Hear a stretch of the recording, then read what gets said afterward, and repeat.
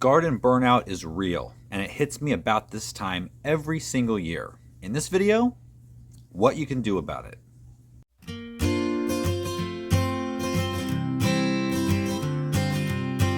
Hey guys, I'm Brian with Next Level Gardening. If you're looking to join an online garden community that offers tips, tricks, and support to help you take your garden to the next level, you're in the right place. Get started now by clicking subscribe and hit the bell so you never miss anything.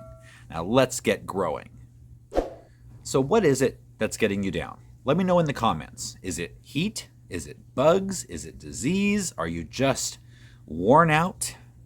All the above? For me, typically, it's a lot of those. But more than that, in our Zone 10 climate, we don't really have a winter. And so we garden 365 days a year, or we can. Therein lies the problem. It sounds like a blessing, and it is, but we don't get a natural cyclical break in the labor and the mental investment in a garden.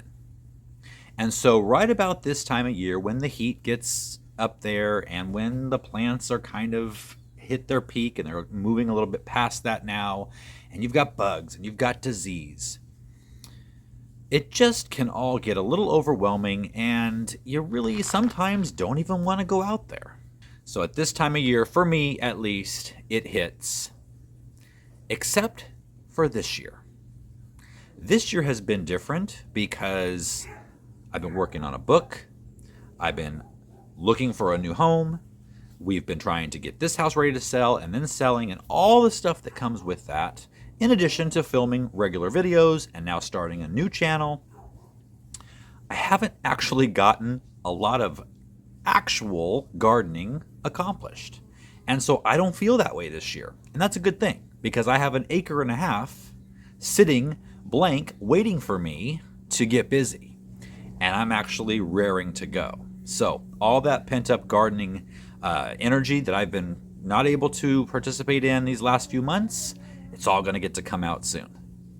By the way, if you haven't gone over and subscribed to our new homestead channel, Next Level Homestead, please do. I'll put a link in the video description. You can head over there and join us so that you can follow our entire journey from starting our homestead, building it, everything that goes on there, and building all of our theme gardens. Now, enough about me, on to you. What is giving you the gardening blues? And what have you tried successfully to get past it? There's a couple of ways that I can give you to handle it, and it may not be what you're thinking.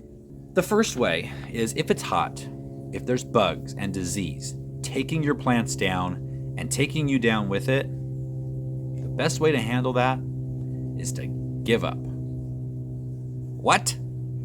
I'm serious. It's time to throw in the towel, at least for a couple weeks. If your garden is just beyond and you are just beyond and you're ready to just call it quits, then just do that. Give it a couple weeks, take a vacation, let the summer garden fade into memory. Take a break. You don't need my permission, but I'm giving it to you nonetheless. The reason I say this is because so many people try to trudge through and save plants that are beyond saving and just get mentally and physically garden exhausted. The problem with that is it's going to be to the point in a couple of weeks from now when you're going to need to think about your fall garden. In my opinion, fall gardening is the best gardening hands down. Number one, less pests. 2, less disease. 3, less heat. And there are even more variety of plants that you can grow in the cool season than you could in the summer. And it would be a shame to have you so burnt out that you just don't want to think about that, and it's going to be now 8-9 months before you can start planting again. That doesn't have to happen. Take that break, refresh, recharge, and then in 2 weeks, pull out your seed catalog, flip through it, find the cool season plants that you want to grow, and get started with us in a couple weeks. I'm going to be starting our new fall garden series from our new property in 2 weeks, I believe. 2 to 3 weeks. 2 weeks, I think.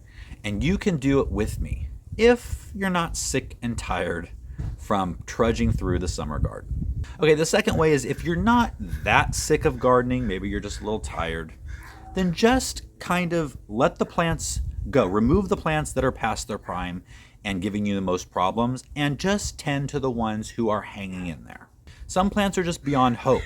Come to terms with it, remove them, and in those blank spots, add some transplants of some flowers. It's going to cheer you up when you're tending to the other plants, and they're going to stick around, so when you plant the cool season plants next to them, it's going to liven up the space, and you'll just have a prettier garden throughout the fall. What you don't want to do, unless you live in a mild winter climate where you really don't get frost or freezes, or if you've got a ton of space, you don't want to put in vegetable transplants, warm season summer vegetable transplants in the spot of the ones you took out, because either they're not going to get to produce before they're killed by frost, or they're going to take up space where in 3 weeks from now you're going to want to start putting in cool season crops. So it's time to start switching gears. And for me, I don't even have a choice, right? I'm going to be here. We have 3 more days in this house until we make the move. Tuesday is our official move day. Now I'm going to be covering everything about the move and moving in and getting settled on our homestead channel. So if you're interested in following along, click the link that's down in the video description, head over there and subscribe. On this channel, I'm going to be doing a farewell garden tour video from this house. It'll be our last garden tour. I'm actually excited though, because I want to show you, which I haven't had a chance to even update you on, my edible landscape in the front yard. I've had good success. I've had some failures. I'll show you both. And this channel's not going anywhere. You know, this channel will continue to put out very specific vegetable gardening content, so you don't have to worry about that. The new channel will be how we create and run our homestead, how we are creating and actually just bringing you along, creating all of our themed gardens, Mediterranean, tropical, Japanese, English, country. And I've even got a surprise one thrown in that I'm kind of thinking about, and I'll let you know what that is a little bit down the line on the other channel. And the content range over on the other channel is going to be large. So if you're not interested in goats or chickens or garden to table recipes, you might be interested in building out those theme gardens. Flower gardening is one big one that a lot of you had showed interest in on this channel. The problem is it is outside the lane of this channel according to YouTube, and so those videos don't tend to get pushed out to you guys very well. And so flower gardening will be included on the other channel also.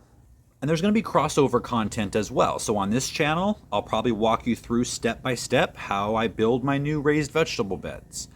On the other channel, it's going to be a little bit more in detailed, more of the process, like you're in the garden with me building out those raised beds. So if you're feeling burnt out, take a break. It's okay. Remember how you felt this past spring. It wasn't that long ago when you planted your seeds, when you saw them germinate, when you planted them out in the garden, that first flower, that first fruit. All of that excitement can happen again in just a few weeks in your fall garden. You don't have to wait 8 or 9 months. It's just a couple weeks away. Hang in there.